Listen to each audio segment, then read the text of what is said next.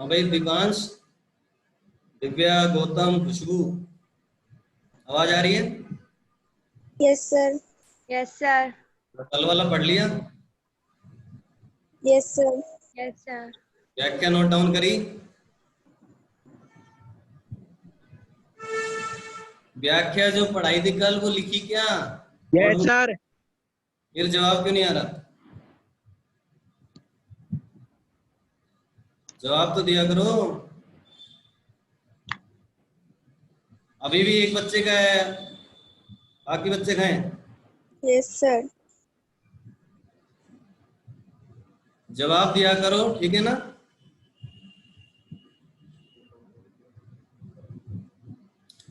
तो देखो, आगे बढ़ रहे हैं हम। वह का विषय दो रूपों में सामने आता है। कल हमने जहां छोड़ा था वहीं से स्टार्ट कर रहे हैं।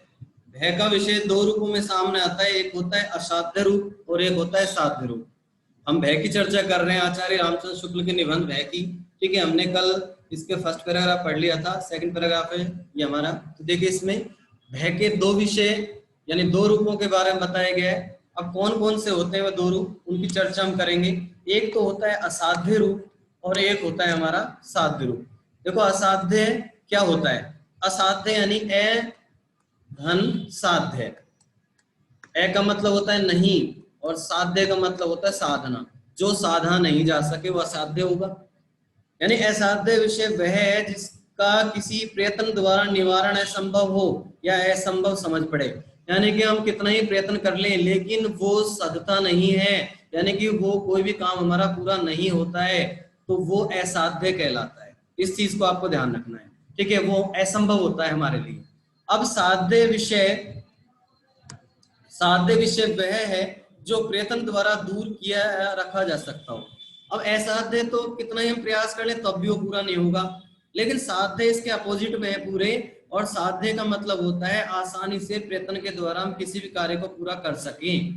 ठीक है, वही इसकी परिभाषा है। एग्जाम के अंदर पूछा जाता है क्वेश्चन कि साध्य और असाध्य में क्या डिफरेंस है, तो आपको ये याद रखना होगा, असाध्य जो प्रयत्न करने के बावजूद ही पूरा नहीं हो पाए, और साध्य यानी कि प्रयत्न करते ही जो पूरा हो सके। ठीक है, क्लियर है यहाँ तक सभी को? Yes sir. Yes sir. आगे सुनो। दो मनुष्य एक पहाड़ी नदी के किनारे बैठे, एग्जाम्पल दिया जा रहा है यहाँ पर। अब किसका एग्जाम्पल है? वो साध्य असाध्य का। दो मनुष्य हैं, एक पहाड़ी नदी के किनारे बैठे या आनंद से बातचीत करते चले जा रहे थे। इतने में सामने से एक, ये भोर लिख रहा है ना, इसको करेक्शन कर लो और ये लिख दो आप शेर इसकी जगह। ठीक है, ये होगा शेर है ये पर। इतने में सामने से शेर की दहाड़ सुनाई पड़ी। यदि वे दोनों उठकर भागने, छिपने या पेड़ पर चढ़ने आदि का प्रयत्न करें तो वो बच सकते हैं। बिल्कुल बच सकते हैं ना? यदि वो भागते या छिपते या कहीं पेड़ पर चढ़ने की सोचते तो शायद वो बच जाते। विषय के साध्य या असाध्य होने की धारणा परिस्थिति की व्यवस्था के अनुसार तो होती है, पर बहुत कुछ मनुष्य की प्रकृति पर भी अवलंबित रहती है। अवलंबित का मतलब होता है टिका रहना या टिकी रहना। ठीक है, अवलंबित का मतलब टिकी रहना या टिका रहना। यानी कि मनुष्य चाहे तो वो स्थिति को बदल सकता है, स्थिति के अनुरूप कार्य कर सकता है, परिस्थिति के अनुसार वो अपने आप को बदल सकता है। ये चीज यहाँ पर दर्शाई गई है। ये बात समझ में आ गई सभी की? ये लाइन समझ में आ गई? सर एक बार और रिपीट करना सर। दोबारा सुनो। देखो, दो मनुष्य हैं, दो दोस्त हैं, दो व्यक्ति हैं। वो एक पहाड़ी नदी के किनारे बैठे आनंद से बातचीत करते चले जा रहे थे। ठीक है, बैठे थे या फिर चले जा रहे थे, दोनों में से कोई भी बात हो सकती है। इतने में शेर की उन्हें आवाज सुनाई देती है। अब वो दोनों या तो उठ करके भागेंगे या छिपने की कोशिश करेंगे या फिर पेड़ पर चढ़ने का प्रयास करेंगे, लेकिन और ऐसे प्रयास करके वो बच सकते हैं, लेकिन वो चाहे तो नहीं भी बच सकते। यानी उनके अंदर अगर बुद्धि का प्रयोग नहीं करें तो वो बचेंगे भी नहीं। तो विषय के साध्य असाध्य होने की धारणा इस परिस्थिति पर भी टिकी हुई है। यानी कि यदि हम चाहें तो हम बच भी सकते हैं, यदि हम नहीं चाहें तो नहीं बच सकते। यानी कि हमारे ऊपर डिपेंड करता है कि हम कठिनाई को साधें या कठिनाई को असाधें। यानी साध्य और असाध्य की स्थिति यहाँ पर देखने को हमको मिल रही है। ठीक है, ये मनुष्य की प्रकृति यानी उसके स्वभाव पर टिकी होती है बात कि हमें क्या करना है। यानी वो व्यक्ति भाग भी सकते थे या हो सकता है वहां से नहीं भी भागते, उससे भी दिमाग लगा सकते थे, उससे और किसी प्रकार से बच भी सकते थे। तो ये बात यहाँ पर बताई गई है। क्लियर है सभी को? Yes sir. आगे चले तो देखो, क्लेश के कारण का ज्ञान होने पर उसकी अनिवार्यता का निश्चय, क्लेश के कारण का ज्ञान होने पर उसकी अनिवार्यता का निश्चय अपनी विवशता या अक्षमता की अनुभूति के कारण होता है। जब हमें क्लेश यानी झगड़े, जब हमें झगड़े के कारण का ज्ञान होता है ना, तो उसकी अनिवार्यता का निश्चय अपनी विवशता या अक्षमता की अनुभूति के कारण होता है। यानी कि जब हमें झगड़े का पता चलता है तो हमें हमारे माइंड में एक बात आ जाती है कि भाई या तो कोई व्यवस्था रही होगी हमारी, यानी कि मेरी, यानी मेरा झगड़ा हो रहा है, या मेरे अंदर क्षमता नहीं होगी, मेरे अंदर अक्षमता की अनुभूति है, इसके कारण से आज मेरे सामने झगड़े की स्थिति उत्पन्न हो गई है या क्लेश की स्थिति उत्पन्न हो गई है, ऐसा मैं सोचूंगा। हाँ या ना? Yes sir. Yes sir. हमारे सामने कोई झगड़ा होगा ना, यानी हमारे ऊपर कोई झगड़े की बात होती है, तो दो ही बात होंगी, या तो हम मजबूर होंगे, विवश होंगे, या हमारे अंदर ताकत नहीं होगी। यही बात है। Yes sir. Yes sir. अब आगे सुनो, यदि यह अनुभूति कठिनाइयों और आपत्तियों को, यह अनुभूति कठिनाइयों और आपत्तियों को दूर करने का अनभ्यास, अनभ्यास का मतलब अभ्यास नहीं होना, या साहस के अभाव के कारण होती है, तो मनुष्य स्तंभित हो जाता है। स्तंभित का मतलब होता है आश्चर्यचकित। स्तंभित का मतलब क्या होता है? आश्चर्यचकित। ठीक है, लिख लेना इसको, स्तंभित। तो और उसके हाथ पांव भी नहीं हिल सकते। पर कड़े दिल का या साहसी आदमी पहले तो जल्दी डरता नहीं है, और डरता भी है तो संभल कर अपने बचाव के उद्योग में लग जाता है। तो यहाँ पर दो टाइप के व्यक्तियों की बात की गई है। एक व्यक्ति तो वो है जो साहसी प्रवृत्ति का है, और एक व्यक्ति वो है जो जिसके अंदर साहसी नहीं है, जिसको आपत्तियों को दूर करने का या कठिनाइयों को दूर करने का अभ्यास नहीं है, अर्थात अनभ्यास है। यदि हमारे अंदर, देखो इस बात को ऐसे समझो, यदि हमारे अंदर कठिनाइयों को दूर करने का अभ्यास है, हमें पता है कि हमें कैसे कठिनाइयों को दूर करना है, ठीक है, तो हमें क्या करना होगा? हमें साहस का प्रयोग करना होगा, साहसी बनना होगा, और आसानी से हम कठिनाइयों या आपत्तियों को दूर कर सकते हैं। ठीक है, और यदि हमारे अंदर साहसी नहीं है, हमारे अंदर अभ्यास ही नहीं है, कठिनाइयों को दूर करने की बात ही नहीं, तो हम कभी भी किसी भी समस्या को दूर नहीं कर सकते।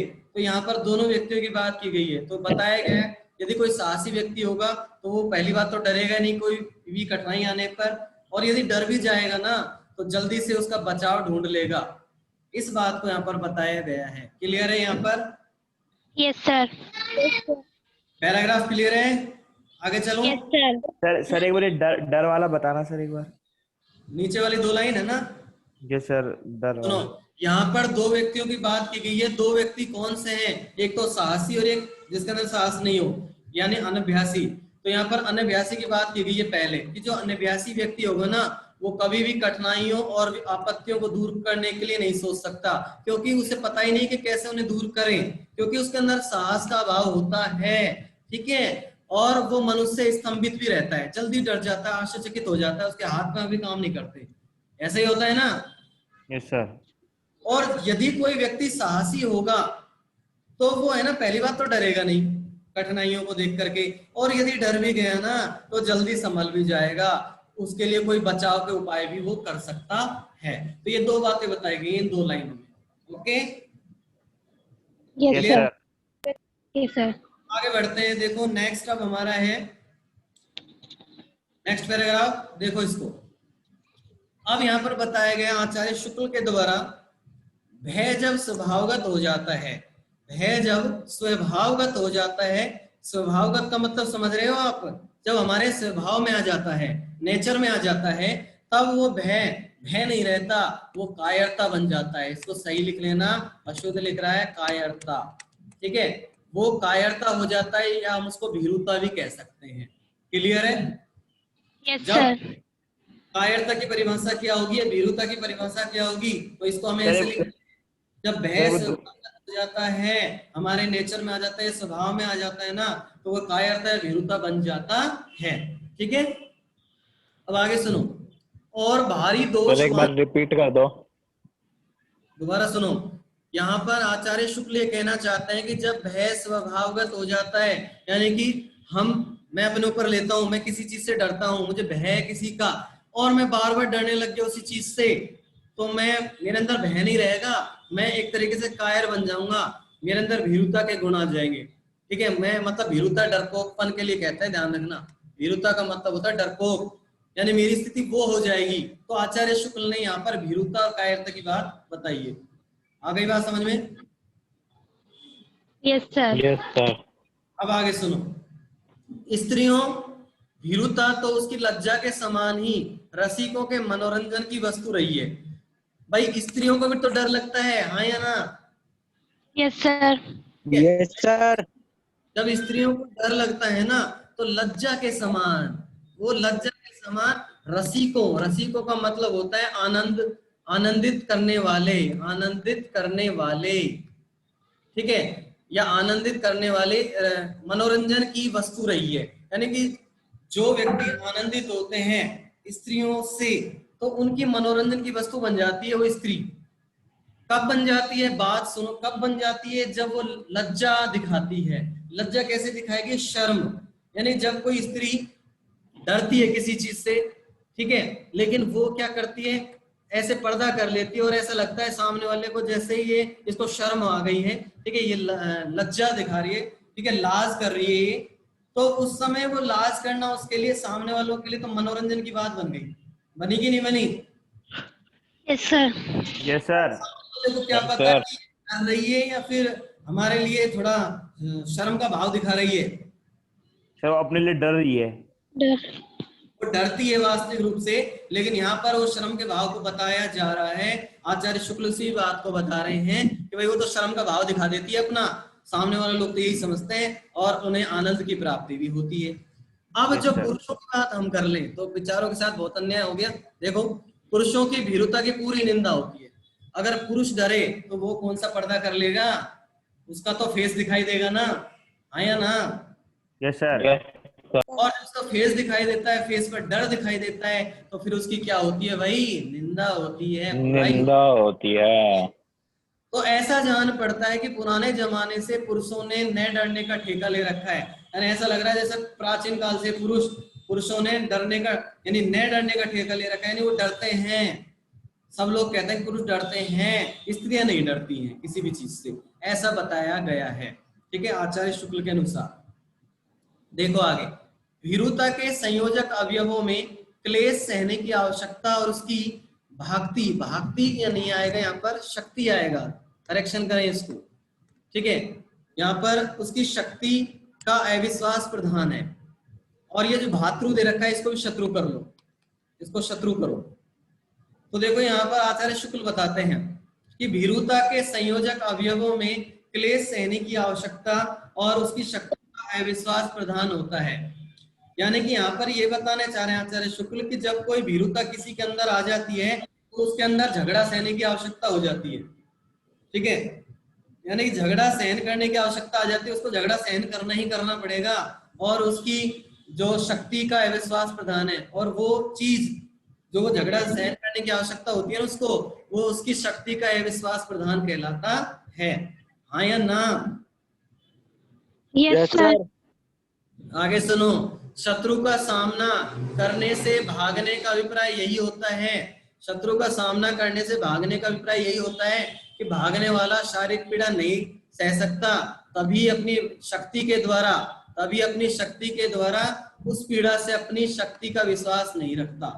यानी कि जब शत्रु का सामना करने की बात हो तो कोई इंसान भागता है तो उसका भागने का अभिप्राय क्या बना कि भागने वाला शारीरिक पीड़ा नहीं सहन कर पाएगा। उसे पता है सामने वाला मुझे मारेगा तो उसको शारीरिक पीड़ा होगी और वो उसको सहन नहीं कर पाएगा, इसलिए वो शक्ति के द्वारा उस पीड़ा से अपनी शक्ति का विश्वास नहीं रखता। यानी उसे अपने खुद की शक्ति पर विश्वास नहीं होता कि क्या वो सामने वाले से अपनी रक्षा कर भी पाएगा या नहीं कर पाएगा।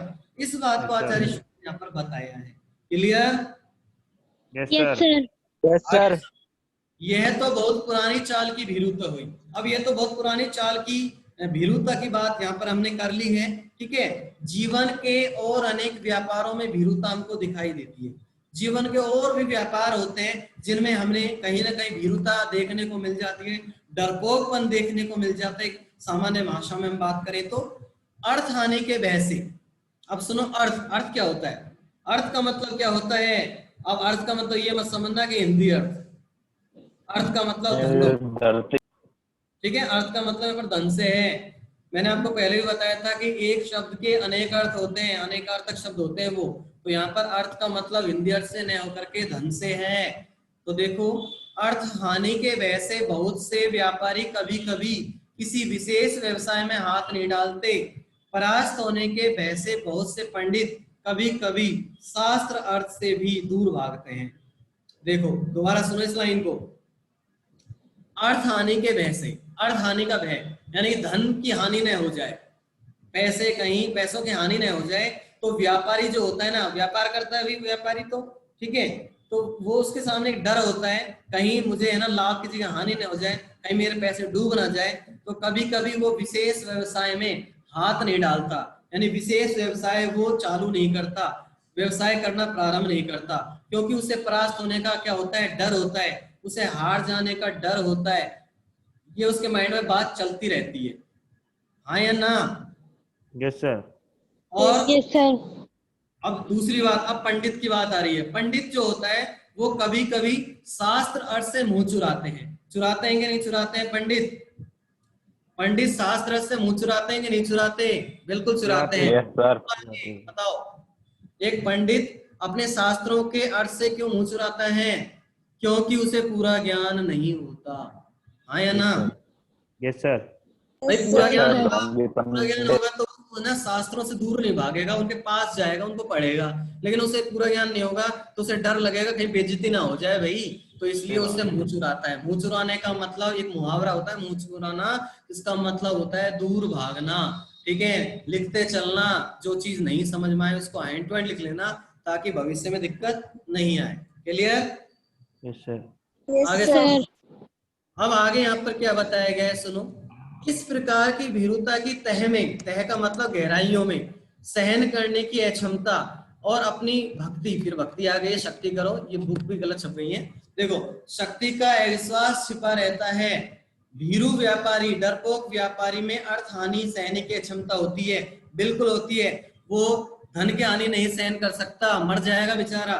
लेकिन व्यापारी को धन की हानि हो गई ना, बेचारा सुसाइड कर लेता है। ठीक है, और अपने व्यवसाय कौशल पर अविश्वास होता है उसको, अपने सर। व्यवसाय कौशल पर उसको विश्वास नहीं होता कि क्या वो सक्सेस होगा या नहीं होगा। और भीरू पंडित में मान हानि सहने की क्षमता होती है। मैंने अभी बताया था आपको, जब पंडित को पूरा ज्ञान नहीं होता है, वो डरपोक बन जाता है, तो उसे मान हानि का डर होता है कहीं उसकी बेइज्जती न हो जाए, और अपने विद्या बुद्धि बल पर उसको विश्वास नहीं होता, यानी अविश्वास होता है। क्लियर है?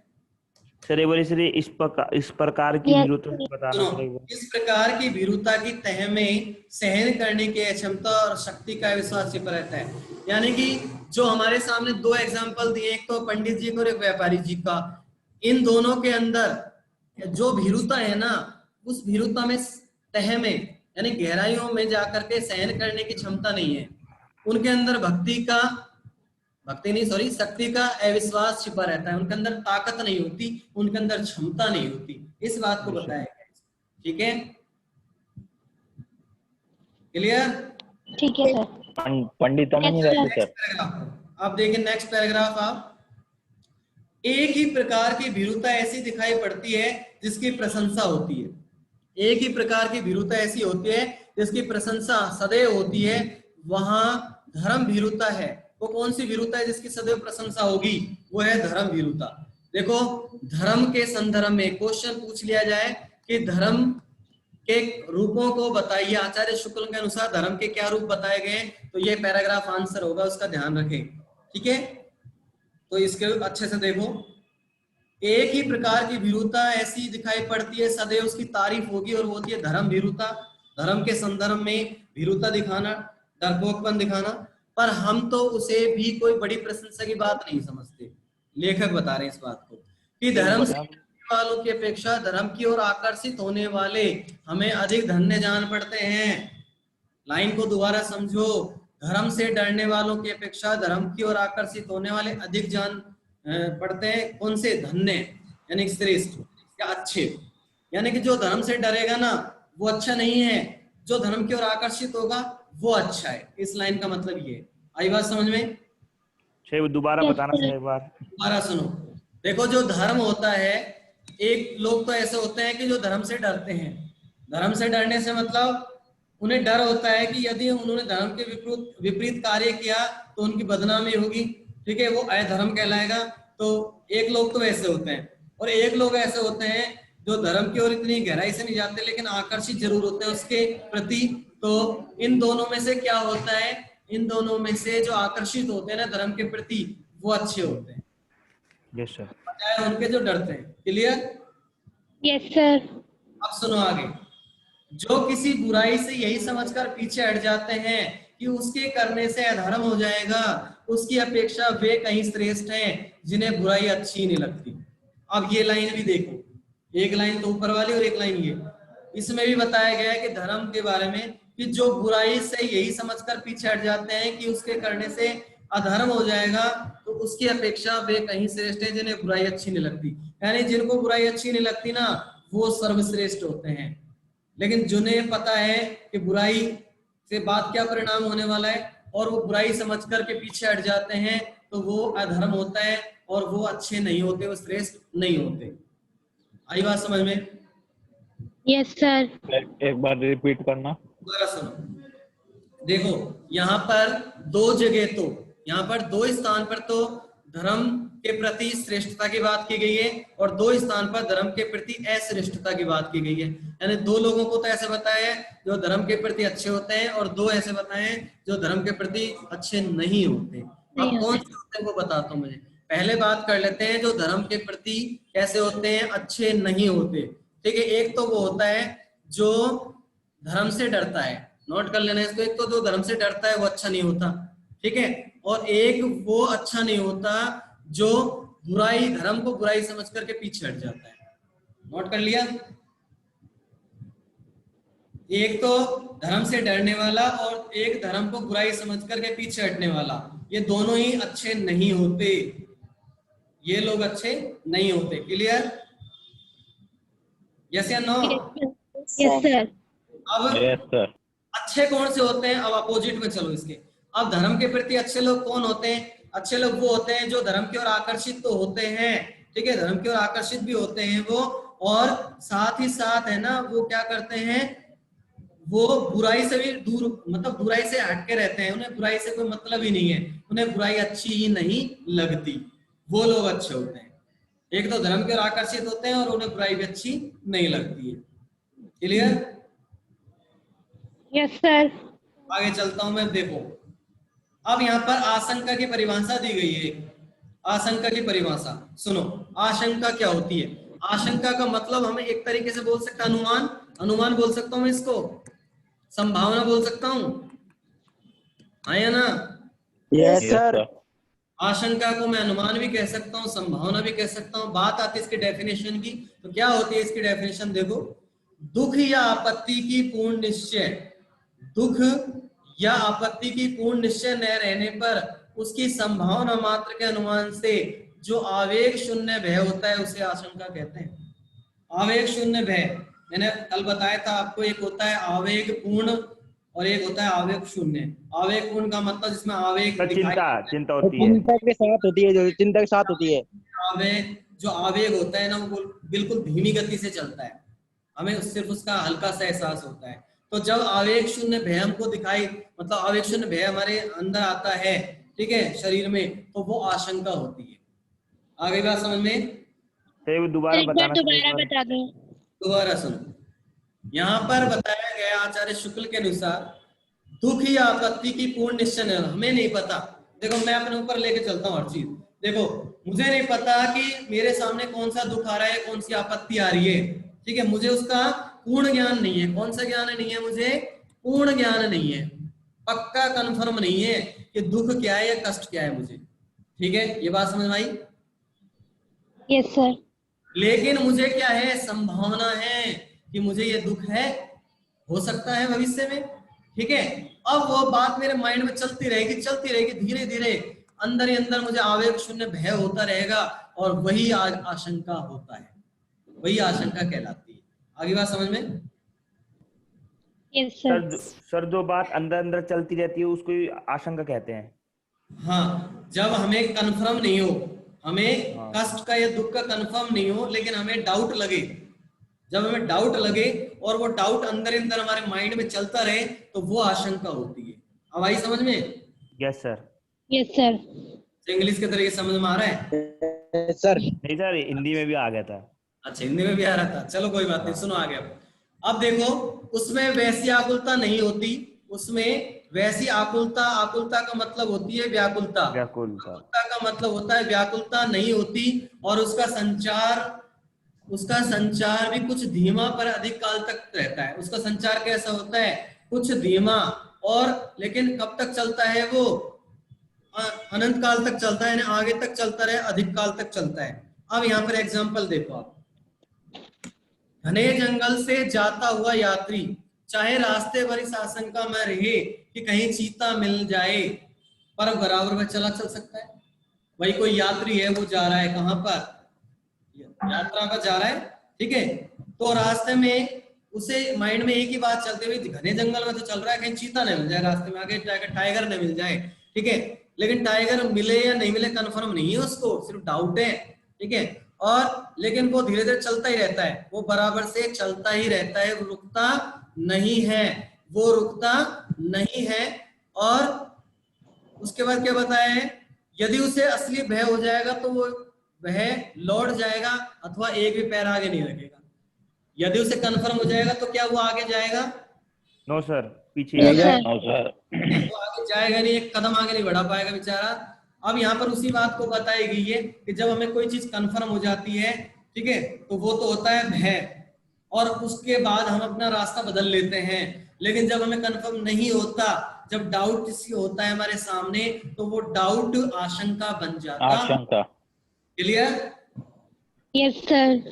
सर आपने तो कहा था ना, भय वो होता है वो भी जो अंदर दुख दुख चलता क्या रहता है दोबारा बोलो, तेज बोलो। सर आप कहते ना, भय वो होता है जो दुख आता है वो अंदर अंदर चलता है। हाँ, भय होता है वो दुख के साथ ही आता है, ध्यान रखना। भय होगा तो दुख भी होगा, यानी दुख और भय का संबंध होता है, नहीं सर, ठीक एक्चुअली है। कह रहे हो ना, कंफर्म हो जाए तो भय।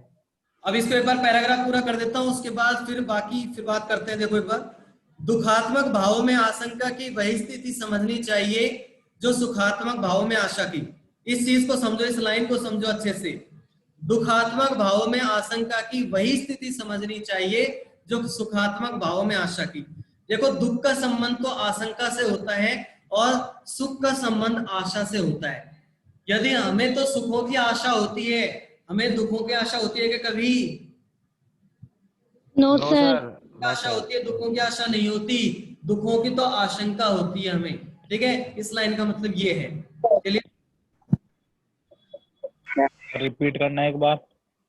सुनो दोबारा, यहाँ पर बताया गया है कि दुखात्मक भावों में आशंका की वही स्थिति समझनी चाहिए जो सुखात्मक भावों में आशा की होती है। यानी कहने का मतलब ये है कि दुखों का संबंध आशंका से होता है और सुखों का संबंध आशा से होता है। यानी हमें सुखों की आशा होती है और दुखों की आशंका होती है, ठीक है। कभी भी है ना, जब आशा करेंगे तो वो सुखात्मक ही होगी, दुखात्मक नहीं होती है। क्लियर? अब आगे Yes, सुनो। sir.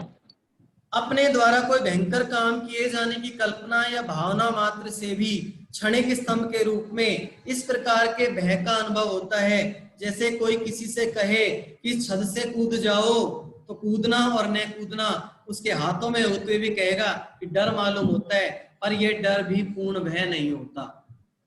एग्जाम्पल देखो, दोबारा सुनो।